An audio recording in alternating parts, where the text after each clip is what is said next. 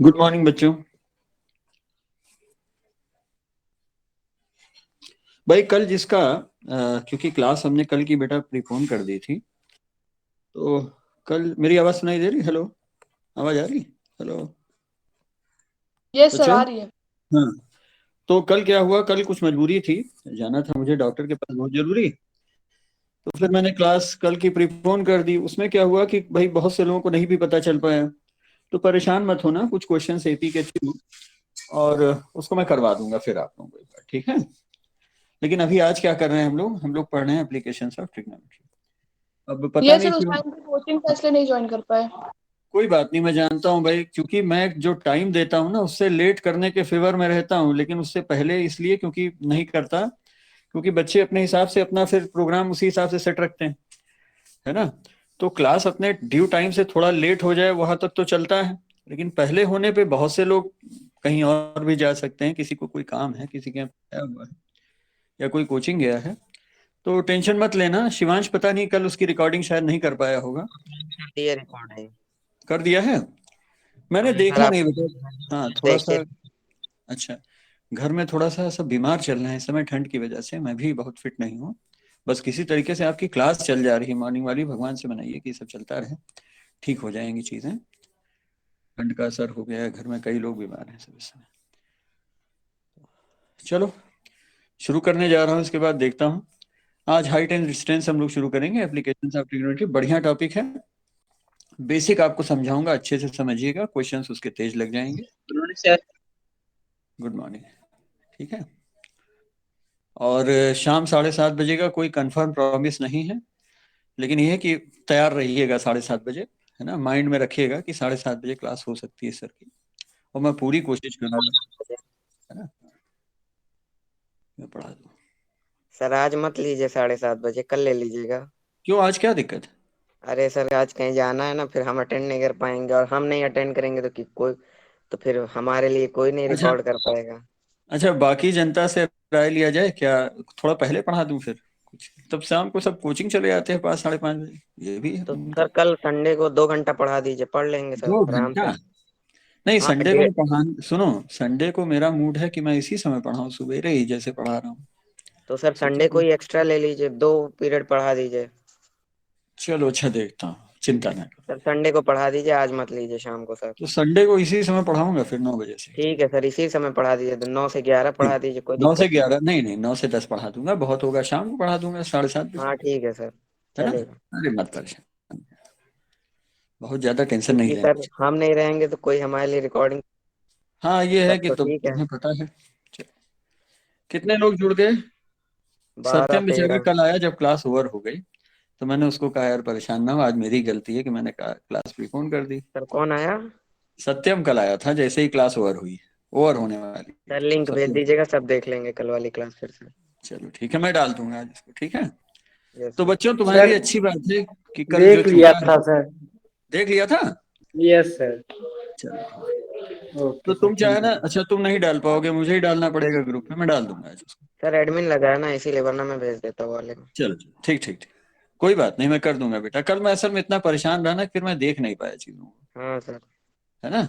आज भी मैंने सुबह 9 बजे अपना नेट ऑन किया है, इससे पहले मैंने देखा नहीं, जानबूझ के यस। नहीं, लेकिन दिक्कत थी इसी वजह से, नहीं तो मैं देख के सब कर ही देता। चलो ठीक है, चीजें सही हो जाएंगी, थिंग्स विल ठीक इम्प्रूव, है। है ना।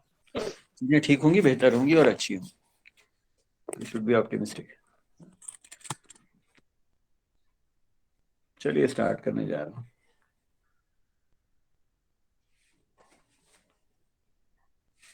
बहुत बढ़िया टॉपिक है ये, और ये मुझको जब पढ़ाया गया था, तो मुझको भी जिसने पढ़ाया था बहुत मन से पढ़ाया था इस टॉपिक को। मैं आज भी अगर पढ़ाता हूँ तो मैं उनको याद करता हूँ जिन्होंने ये टॉपिक मुझको पढ़ाया था 11th क्लास में, है ना। बहुत बेहतरीन इंसान है वो भी, और काबिल आदमी है। कभी पॉसिबल हुआ तो स्कूल उनको बुलाऊंगा, आप लोगों से मिलवाऊंगा। दुनिया में ऐसे लोग हैं, है ना, जिन्होंने मुझको गाइड किया है कभी, तो उनके एहसान मैं कभी नहीं भूल सकता। चलिए शुरू करता हूँ। गुड मॉर्निंग बच्चों। अब जो आता जाएगा मैं उसको जोड़ता है। मेरी आवाज आ रही? हेलो, आवाज आ रही भाई बच्चों? हेलो, कोई बोल रहे हैं यस क्या? सर। ठीक, चल देखो, टुडे इज 22 0120। क्या बात है, बढ़िया डेट है, 22/01/2022। Great mathematics, class 10।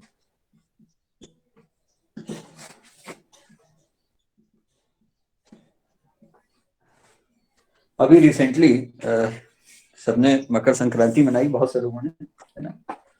और मकर संक्रांति में पतंगे बहुत उड़ती हैं ना, क्यों भाई, पतंगे उड़ाई जाती हैं। और कभी आप देखिए ध्यान से, तो जब तक आपकी पतंग बहुत थोड़ी सी ऊंचाई पे रहती है, या हवा तेज रहती है, कम हाइट पे रहती है, तो पतंगे जो उनकी स्ट्रिंग होती है, तो वो स्ट्रिंग ऑलमोस्ट स्ट्रेट होती है। कभी आप देखिए इस चीज को, जैसे किसी बच्चे ने पतंग उड़ाना शुरू किया, तो थोड़ी दूर पर अगर ये पतंग है इस तरह से, तो ये पतंग आपकी, देखो ये बच्चे को हम पॉइंट ऑब्जेक्ट मान ले रहे हैं, ये हमारा ग्राउंड है ना। मान ले रहे हैं कि बिल्कुल जमीन पे उसने गाड़ दिया चरखी अपनी, और ये पतंग इस तरह से बिल्कुल सीधी तनी हुई है हवा में। लेकिन क्या होता है, जब यही पतंग थोड़ा दूर रहती है, आसमान में छोटी दिखने लगती है, और फिर आप देखो तो इसकी जो स्ट्रिंग है या डोरी है इसी पतंग की, ये डोरी आपको कुछ ऐसे दिखने लगती है। बोलो भाई, अच्छा सही बोल रहा हूँ? मैंने बहुत पतंग उड़ाई नहीं जीवन में, लेकिन देखा जरूर है। हेलो, दिख रहा है डायग्राम? Yes sir. हाँ, तो आप देखिए जैसे जैसे पतंग दूर होती जाएगी, इस डोरी में स्लैक आता जाएगा, इसको हम कहते हैं स्लैक, ठीक है। और फिलहाल आपके कोर्स में अभी ये नहीं है, लेकिन आगे फ्यूचर में मैथमेटिक्स में इसको भी पढ़ना पड़ता है हमको, जहां पर हम कैटनरी वगैरह पढ़ते हैं हायर क्लासेस में। अभी हमारा मेन मकसद इससे है, हम मान लेते हैं कि जिस समय हम पतंग उड़ा रहे हैं, ये डोरी स्ट्रेट है ना, बिल्कुल सीधी, और अगर कोई एक परपेंडिकुलर डाल दिया जाए, जहां पर ये काइट है, यहाँ से ग्राउंड पर अगर ये परपेंडिकुलर डाल दिया जाए, then we get a right triangle, हमको एक राइट ट्रायंगल मिलने लगता है ना। और अब तक जो पढ़ाई हम लोगों ने की है, राइट ट्रायंगल की कोई दो साइड्स हमको दी हो, आइदर हाइपोटेन्यूज और परपेंडिकुलर, और हाइपोटेन्यूज और बेस, चाहे ये दिया हो, तो हम थर्ड को फाइंड कर लेते हैं, ठीक है। इतना समझ में आ रहा है? अच्छा, ट्रिग्नोमेट्रिक रेशियोज जो हमने पढ़े हैं, उसमें साइड एंगल, एक साइड और एंगल अगर हमें पता है राइट एंगल का, तो वहां से हम लोग बाकी चीजें निकाल लेते हैं। जैसे हम लोगों ने साइन थीटा पढ़ा है ना, कॉस थीटा और टेन थीटा, बेसिक ये तीन हमने पढ़े थे, आया समझ में? तो इसमें क्या होता था कि हमको दो साइड नहीं दी होती थी, हमको दो साइड्स नहीं गिवन होती थी, हमको एक एक्यूट एंगल पता होता था और कोई एक साइड पता होती थी, ठीक है। तो उसके बेस पे और इस पर्टिकुलर एंगल के ट्रिग्नोमेट्रिक रेशियो के बेस पे हम लोग बाकी चीजें फाइंड कर लेते हैं। जैसे आप सिंपल सा देखिए, आपका साइन थीटा क्या था, परपेंडिकुलर अपॉन हाइपोटेन्यूज। अब सपोज आपको दो चीजें दी है ना, थीटा आपको नोन है 30 डिग्री है, और सपोज आपको दे दिया गया हाइपोटेन्यूज, है ना, तो आप परपेंडिकुलर फाइंड कर लेंगे, ठीक। हर एंगल के लिए नहीं कहूंगा, लेकिन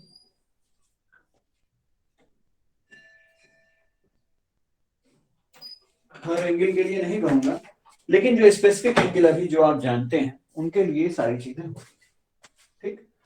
प्रैक्टिकल लाइफ में इस तरह की सिचुएशन आती है, या जैसे मान लो कि कहीं पर कोई इमरजेंसी है, और जो है वो यहाँ पर एक विंडो है, सपोज इस तरह से एक विंडो बनी है, और इस बिल्डिंग में मान लो जिस बिल्डिंग की विंडो है वहां आग लग गई है, और कोई एक सीढ़ी लगाकर इस पे हेल्प करना चाहता है, इस तरह से लेडर है, सीढ़ी लगाकर इस पर हेल्प करना चाहता है किसी की, तो इस तरह की सिचुएशंस आती लाइफ में।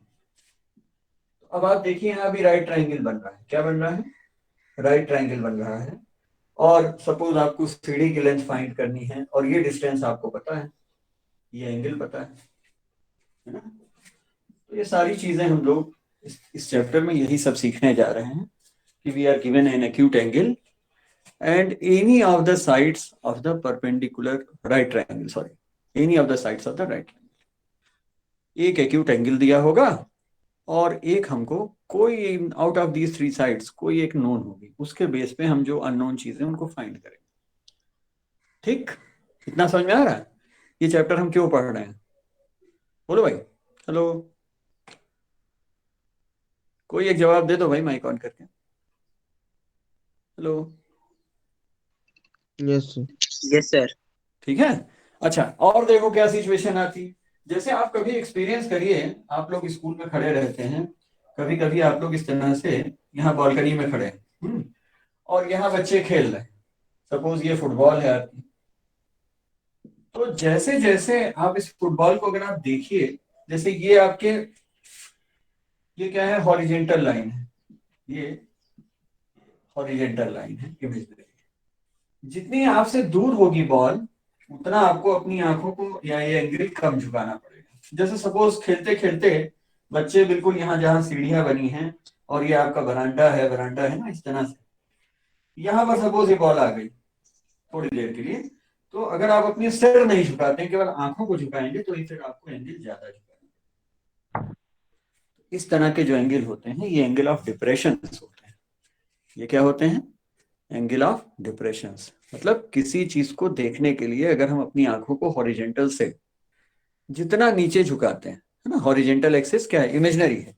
जैसे आप बालकनी में खड़े हैं, बिल्कुल सामने ऐसे देखें इस तरह, और फिर जैसे कोई सामान नीचे, जैसे ये मेरे हाथ में मार्कर है सपोज, ये मार्कर मेरा दिख रहा है बच्चों, हेलो, दिख रहा था? बोलो भाई। Yes sir. जैसे सपोज ये मार्कर है ना, और मैं ऐसे खड़ा हूँ इस तरह से सीधे, तो ये तो हो गया बिल्कुल मेरी आंखों के हॉरिजेंटल, है ना, सीधे सीधे। लेकिन अगर मैंने इसको झुकाया बेटा, तो झुकाने, अगर आंखों को मैं झुकाऊंगा, देखो मैं इस पॉइंट को देख रहा हूँ, है ना, तो ये क्या है, ये जो मेरा एक इमेजिनरी है ना, हॉरिजेंटल एक्सिस पैरेलल जमीन, इससे मैंने आंखों को इतना झुका दिया, तो ये हो गया एंगल ऑफ डिप्रेशन। ये क्या है? Angle of depression. अब सपोज यही कोई चीज अगर ऊंचे पर मुझे देखना है, जैसे बल्ब लगा है कमरे में, तो जैसे मैं अपने रूम के बल्ब को अगर देखना चाहूँ, तो मुझे आंखों को ऐसे उठाना पड़ेगा। दिख रही है मेरी आंखें? नहीं दिख रही? हेलो, इस तरीके से। तो ये क्या है बेटा? ये एंगल ऑफ एलिवेशन है। कहाँ से? ये जो इमेजिनरी लाइन है हॉरिजेंटल, इससे जितना मैं अपनी आंखों को उठाऊंगा, ये हमारा एंगल ऑफ एलिवेशन होगा। जैसे यहीं पर सपोज ये बच्चा बिल्कुल पॉइंट ऑब्जेक्ट है और इस पतंग को देखने के लिए इतनी अपनी आंखों को उठाता है, तो ये बनता है एंगल ऑफ एलिवेशन। ये सब क्या होते हैं? Angle of elevation. और इस केस में जब कोई चीज हम नीचे है, हमारे हॉरिजेंटल लेवल से ग्राउंड पर पड़ी, हम कहीं हायर पोजीशन पे खड़े हैं ऊपर, ये जो होता है बेटा, this is called angle of depression. इसमें दो बड़े महत्वपूर्ण ये फैक्ट हैं इस चैप्टर, एंगल ऑफ एलिवेशन और एंगल ऑफ डिप्रेशन। ठीक, इनके बहुत सारे यूजेस हैं। जैसे आप देखिए कि समुद्र में लाइट हाउस वगैरह होते हैं ना, क्यों भाई?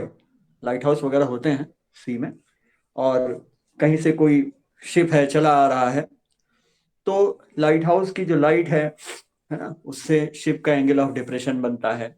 या रिवर है, उसमें बोट्स हैं, आगे पीछे बोट चली जा रही हैं, और कोई ऊपर खड़ा होके किसी उस पर हाई, उस पर देख रहा है पेडेस्टल पे खड़ा होके, तो वहां भी इस तरह की चीजें बनती।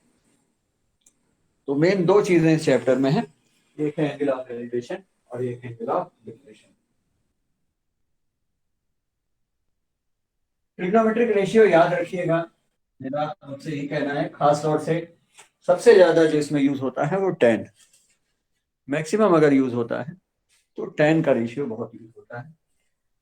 और उसके बाद कभी कभी कुछ सिचुएशन होती है, जैसे पतंग वाला है, अगर हाइपोटेन्यूज निकालना है, लेंथ ऑफ स्ट्रिंग निकालनी है, तो वहां पर हम लोग यूज करते हैं साइन या कोसेक। ये बच्चे कैसे लेट हो गए? क्या बात हो गई भाई, आज बच्चों कैसे लेट हो गए? अच्छे बच्चे, यानी कैसे लेट हो गए आज? हेलो, क्या प्रॉब्लम थी बेटा? नेट नहीं चल रहा था? बोलो भाई। चलो देखो, हेडिंग डालता हूँ और शुरू करता हूँ प्रॉब्लम्स इसकी। डायग्राम जरूर बनाइएगा, बिना डायग्राम के हाइट्स एंड डिस्टेंस के क्वेश्चंस मत लगाइएगा कभी। और एक थोड़ा सा आपको इमेजिनेशन होना चाहिए दिमाग में कि ये चीज है तो कैसे हमको दिखेगी, है ना? क्या हो सकता है, व्हाट कैन बी। चलो देखो, ये है हमारा chapter 9 applications of trigonometry. Chapter 9 applications of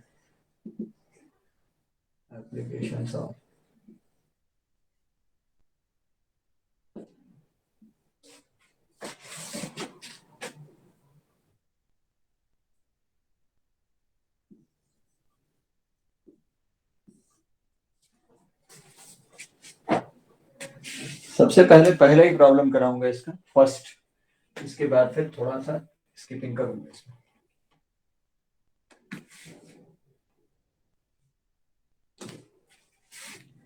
A circus artist is climbing, exercise 9.1, पहला क्वेश्चन है देखो। A circus artist is climbing a 20-meter long rope which is tightly stretched and tied up from the top of a vertical pole to the ground. Sure. Find the height of the pole if the angle made by the rope with the ground level is 30 degree. देखो भाई, कुछ ऐसी situation है कि ये ground है और यहाँ पर एक पोल है। ये क्या है, ए बी आपका कोई एक पोल है और यहां से एक स्ट्रिंग टाइट करके बांध दी गई है। एंगल कितना है इसका, 30 degree. Call this point S C. तो circus artist is climbing a 20 metre long rope, तो ये आपकी रोप, और चूंकि पोल है बेटा तो जमीन से या ग्राउंड से 90 डिग्री पर इरेक्टेड होगा, 90 डिग्री पे खड़ा होगा सीधा सीधा। आपको हाइट ऑफ द पोल निकालनी है, तो फाइंड द हाइट ऑफ,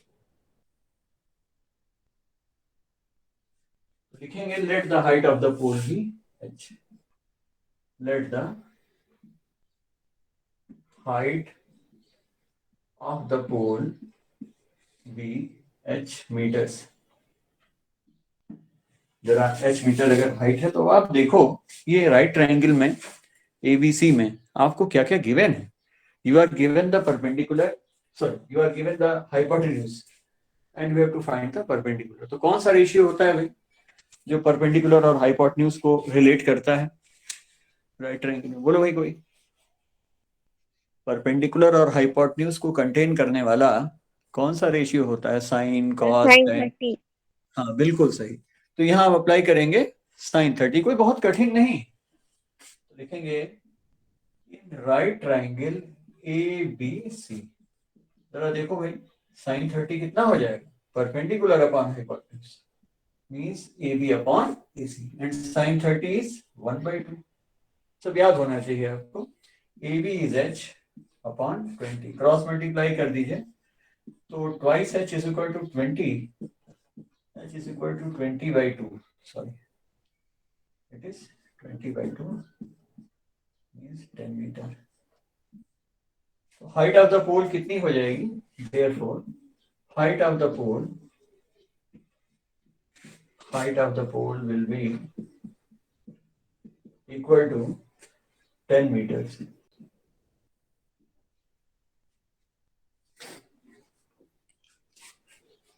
बस एक बात ध्यान रखिएगा हमेशा कि your answer should be supported by A diagram, ठीक है? आपके आंसर बिना डायग्राम के नहीं होने चाहिए। Once you make the diagram half of the problem is done. अगर आपका डायग्राम सही बन गया तो आधी समस्या तो हल हो गई। और मेन पार्ट इसमें और जो लास्ट में बचता है वो है putting the right value of the particular trigonometric ratio. उसकी आप सही वैल्यू रखें, ऐसा ना हो कि साइन 30 में आप टेन 30 की वैल्यू डाल दें। ये सब गलतियां नहीं होनी चाहिए।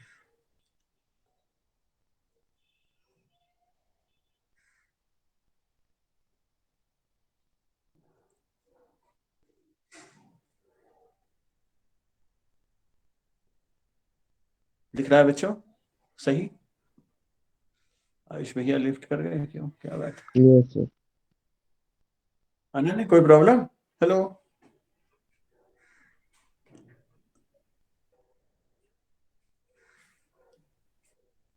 चलिए फटाफट करा देता हूँ।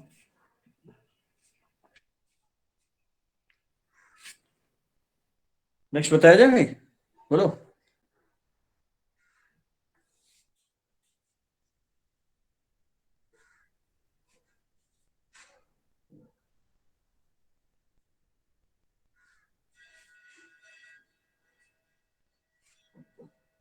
कुछ लोग पहले भी लगा चुके हैं इसको, क्यों क्यों भाई? कुछ लोग लगा चुके हैं इसको पहले से चैप्टर, नहीं? Yes sir. कौन ऐसा है जो फर्स्ट टाइम पढ़ रहा है इसको? कोई ऐसा है क्लास में? उसको मैं कहूंगा भाई बहुत ध्यान से पढ़ेगा, जो फर्स्ट टाइम। आकाश सैनी समझ में आ रहा है बेटा? हेलो आकाश सैनी, आकाश तक मेरी आवाज नहीं पहुंचती लगता है, जरा पता नहीं कहाँ है।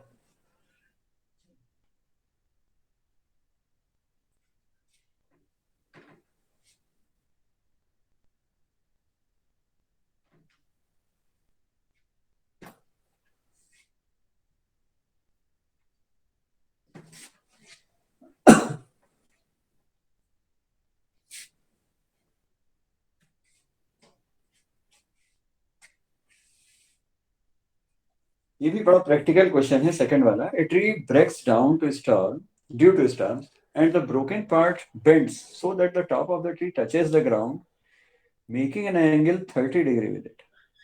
The distance between the foot of the tree to the point where the top touches the ground is 8 meter. Find the height of the tree. देखो भाई बढ़िया क्वेश्चन है। कुछ इस तरह से है कि देखिए,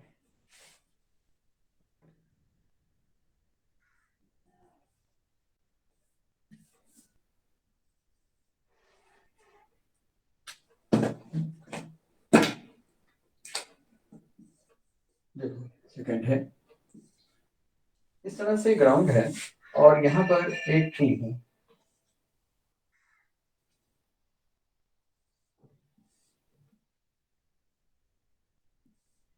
ये ट्री है, नॉर्मली ये ट्री इस तरह से लगा हुआ है ग्राउंड पर, और जब स्टॉर्म आता है तो ये ट्री कहीं से टूट जाता है, और जब टूट जाता है तो टूटने के बाद कुछ इस तरह से ये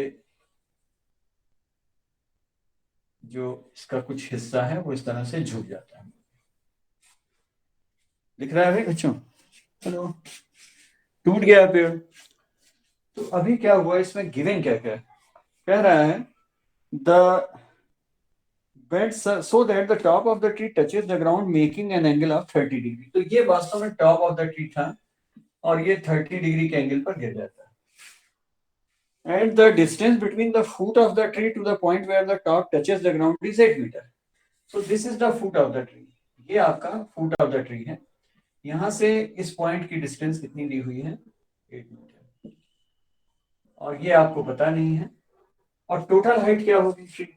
जरा ये भी देखिए आप, कह रहा है find the height of the tree. तो दिस पोर्शन इज x, है ना, और बस बात, दिस पोर्शन इज y। आपको केवल बेस दिया हुआ है ना? क्यों भाई, आप जरा डायग्राम और अच्छे से बना लीजिए। कुछ डायग्राम आपका इस तरह का दिखाई देगा। Call this at x, this angle is 30 degree and treat this as y। ये आप y मान लीजिए। तो जो टोटल हाइट होगी ट्री की वो क्या होगी? x plus Y. लिखेंगे total height of the tree, total height of the tree is equal to x plus Y. यही तो होगी ट्री की हाइट बच्चों। अगर ट्री इस तरह से टूटा है, इस तरह से ब्रोकन है, तो ये उसकी हाइट होगी। ठीक, अब जरा सा सबसे पहले x फाइंड करने के लिए कौन सा रेशियो लगाएंगे? देखिए tan 30, इन बार बार मैं लिख नहीं रहा हूं, इन राइट ट्रायंगल, इन राइट ट्रायंगल इसको हम कह सकते हैं ABC, है ना, कॉल इट ABC। तो इन राइट ट्रायंगल एबीसी tan 30 कितना होगा बेटा, देखो perpendicular upon base x by 8 and tan 30 is √3, sorry 1/√3, tan 60 हो जाता है x by 8, x is equal to 8 upon √3. This is your first equation. इतना समझ में आ रहा है? तो इसकी ट्री की हाइट का एक पार्ट हमने निकाल लिया है ना, जो इरेक्टेड है अभी भी सीधा खड़ा है। ये तो एक पार्ट हुआ इसका ट्री की हाइट का। अब जरा इसी में देखो, बेस और हाइपोटेन्यूज आपको दिया हुआ है ना। Also in right triangle ABC जरा cos 30 ले लो, तो cos 30 क्या होगा, base upon hypotenuse mean BC upon AC, BC being 8 and AC being y, cos 30 क्या हुआ, √3/2, √3/2 is equal to 8 upon y, cross multiply कर दीजिए तो √3y is equal to 16, √3y is equal to 16, y is equal to 16/3।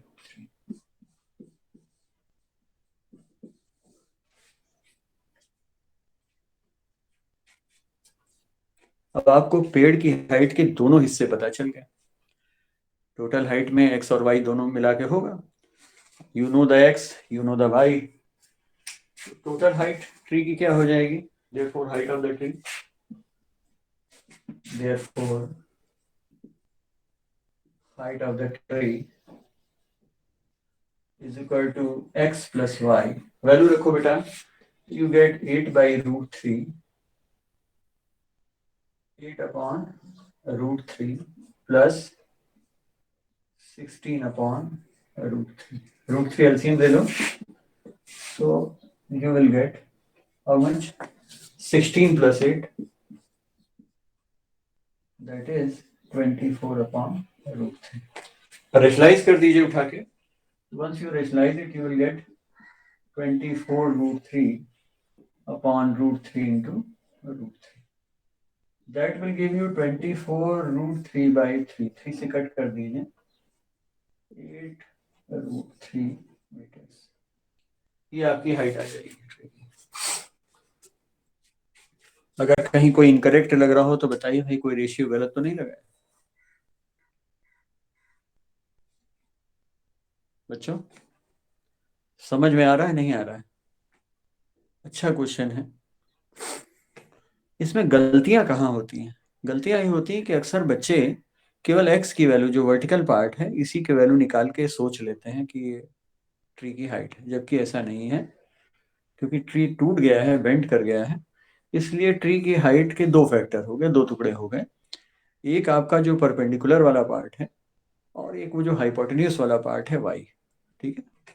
क्योंकि actually पेड़ पहले तो सीधा था ना, बाद में बेंड हो गया, आंधी से, नेचुरल कोई और डिस्टरबेंस रहा होगा जिस वजह से टूट गया। समझ में आ रहा है भाई? सत्यम शुक्ला, सत्यम माइक ऑन करो बेटा। Yes sir. आया यस समझ सर। में? कैसा लगा यस क्वेश्चन? अच्छा था, सर, सही था सर। बढ़िया क्वेश्चन है और प्रैक्टिकल है, डेली लाइफ से जुड़ा हुआ सवाल।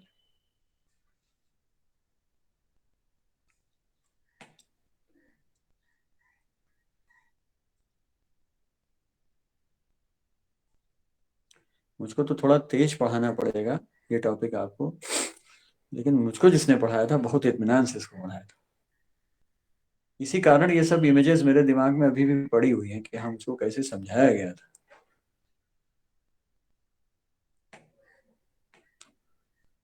मेरे पास अगर ज्यादा टाइम होता तो मैं कम से कम इसको 3 दिन में आपका पूरा करता, लेकिन मुझे लग रहा है कि मैं इसको 1.5 दिन में खत्म कर दूंगा।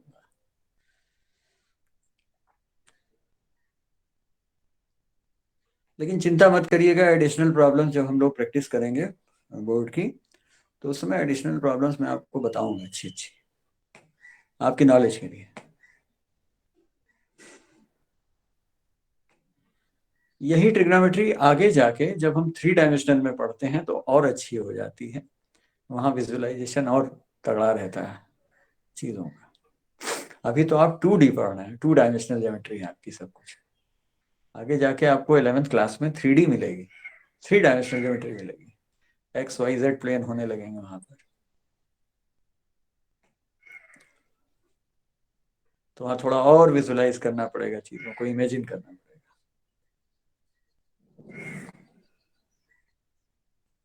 चलिए भाई आगे देखें।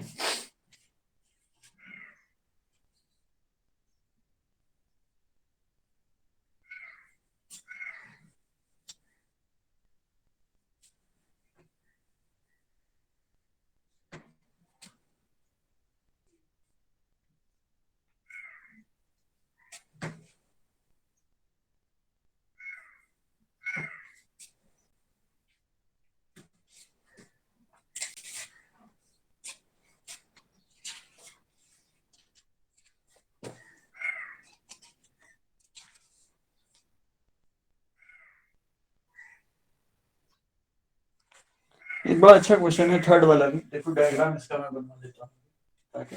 ए contractor plans to install 2 slides for the children to play in the park. आपने देखा होगा वो फिसलने वाले झूले बने होते हैं पार्क में, और अगर आपके दिमाग में एक हल्की सी इमेज, जो आप कभी कंपनी घाटे में गुप्तार घाट जाइए तो वहां पर आपको इस तरह से मिलेंगे, है ना, कि बच्चे यहाँ से थोड़ा सा एक सीढ़ी लगी होती है जिससे चढ़ते हैं, यहाँ बैठ जाते हैं, इसका स्लाइड करते हैं ना इस तरह से। बोलो भाई। Yes sir. हाँ, तो इस तरह से स्लाइड्स होते हैं। तो कॉन्ट्रैक्टर है उसको इस तरह से कहीं 2 स्लाइड लगाने हैं बच्चों के लिए, फिक्स करने हैं जिससे बच्चे खेले कूदें उसमें। तो क्या कह रहा है आगे कि for the children below the age of 5 year she prefers to have a slide whose top is at a height of 1.5 meter and is inclined at an angle of 30 degree. तो छोटे बच्चों के लिए वो चाह रहा है कि ज्यादा स्टीप ना हो, है ना, 30 डिग्री एंगल पर ही हो, और इसकी हाइट कितनी हो जिससे बच्चे गिरे तो उनको चोट ना लगे। हाइट इसकी 1.5 मीटर। ये तो छोटे बच्चों के लिए है ना, ठीक, इस तरह से। और बड़े बच्चों के लिए क्या कर रहा है, थोड़ा सा हाइट ज्यादा रख रहा है क्योंकि थोड़ा एडवेंचर ज्यादा होता है बड़े बच्चों को, है ना, वो थोड़ा समझदार भी होते हैं, तो उनके लिए थोड़ा इस तरह से उसने बनाया कि भाई ये छोटे बच्चों का हो गया। और दूसरे बच्चों के लिए क्या किया उसने, बड़े बच्चों के लिए 60 डिग्री एंगल पर लिया, है ना, ये 60 डिग्री पर लिया, और ये हाइट उसकी 3 मीटर।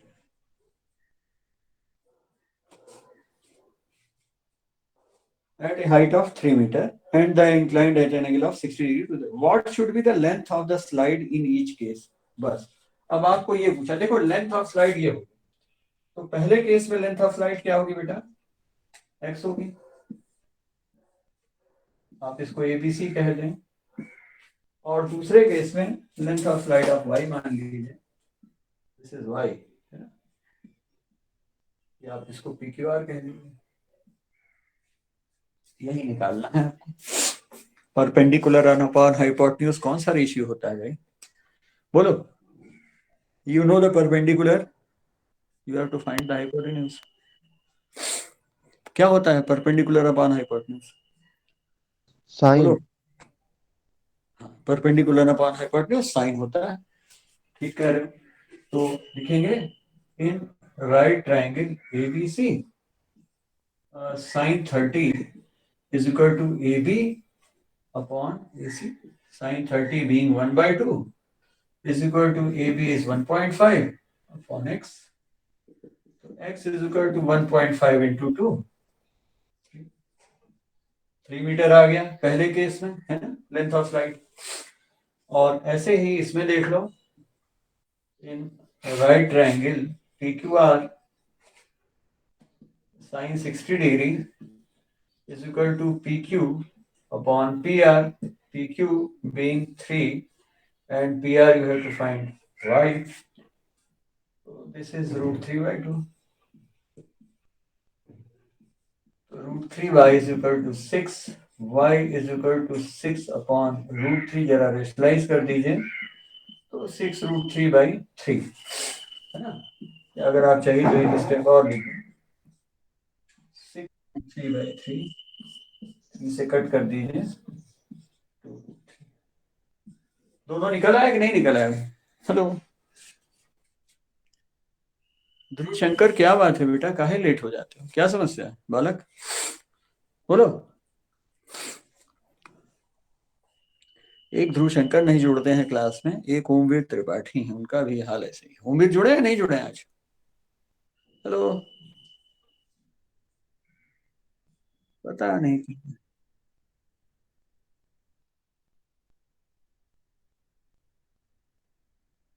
नहीं, मुझे ये नहीं कि मेरी क्लास में रहते हैं बेटा, मुझे कंसर्न इसलिए ज्यादा है कि बोर्ड क्लास है बच्चों की, उनको they should not miss even a single class. एक क्लास भी नहीं मिस करना चाहिए बच्चों को, बहुत क्रूशियल टाइम है, पढ़ना चाहिए।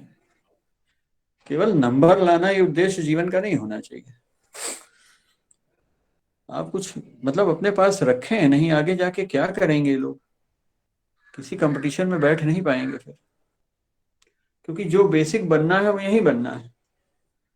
और बहुत से बच्चे कोचिंग भी ज्वाइन करेंगे आगे जाके, फ्यूचर में पैसा खर्च करेंगे, अच्छा अच्छा काफी पैसे पेरेंट्स भी खर्च करेंगे, तो वो कोचिंग वाले भी इतना मेहनत नहीं कर पाएंगे आपके साथ बेस में। वो आपको क्वेश्चंस की वैरायटी दे देंगे, है ना, अच्छे अच्छे क्वेश्चंस भी आपको दे देंगे, लेकिन बेटा उनको करने के लिए जो बेस है वो क्लासरूम में ही तैयार होते हैं। ये बात याद रखनी चाहिए सब बच्चों को।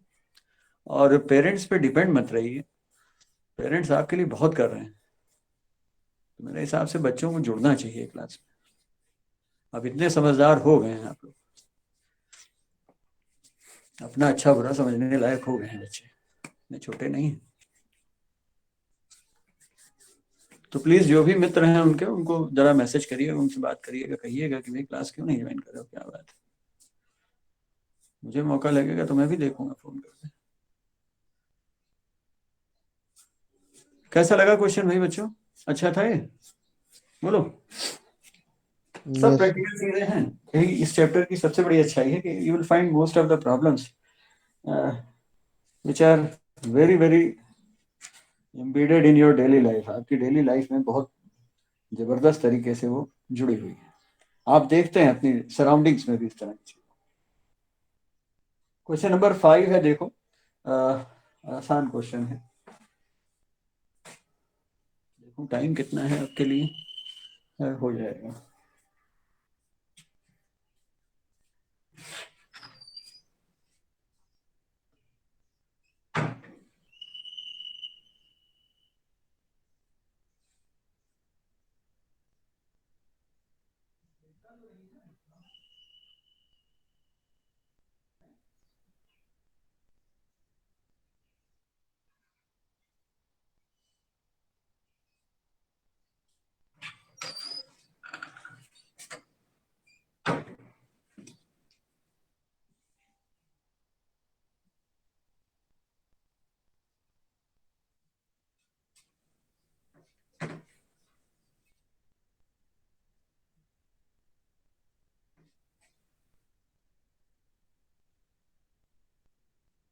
तो जैसा शिवांश कह रहे थे भाई, तुम क्या आज की क्लास कुछ शाम की कुछ थोड़ा पहले कर दिया जाए, क्या बात है बताओ भाई।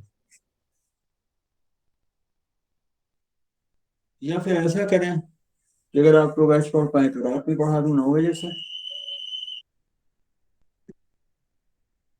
9 से कर लूँ, 9 से 9:45 पढ़ लीजिए आज।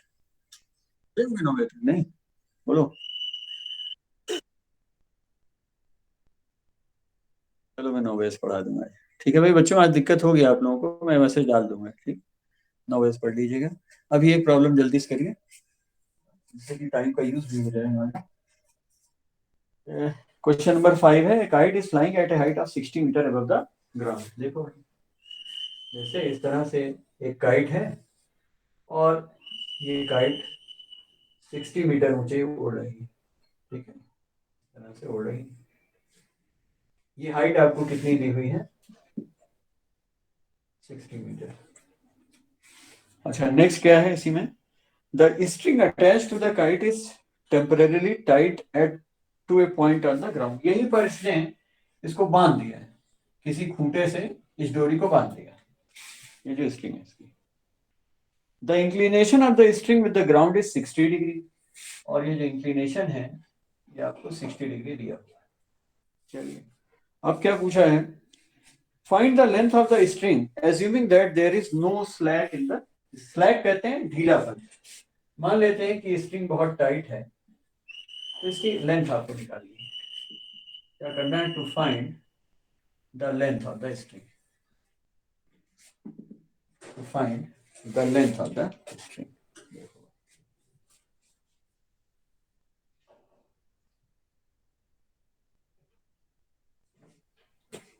To find the length of the string.